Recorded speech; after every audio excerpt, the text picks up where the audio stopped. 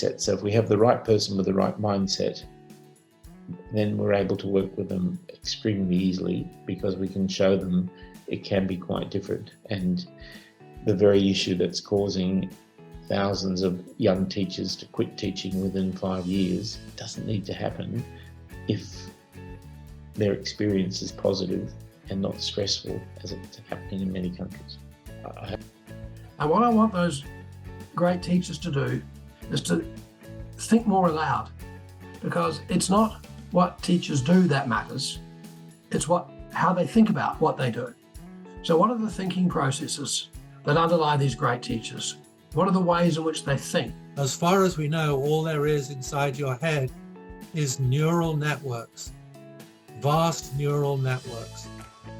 And knowledge, such as it is, all knowledge, all skill, all expertise, all values, all interests, can only be represented in changes in the functionality of those neural networks.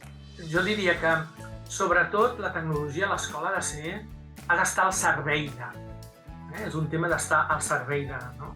I quan dic que ha d'estar al servei de, vol dir del propi projecte educatiu de centre. Per tant, el que és molt important es que tinguem clar a on volem anar.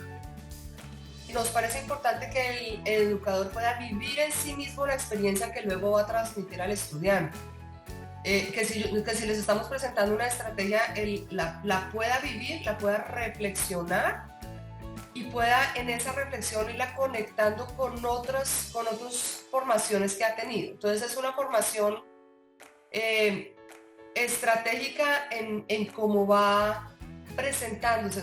It should be the happiest time of your week when you get together with your colleagues and you solve problems and you tell funny stories and you laugh a little bit, but you get better and you feel yourself being better the next week.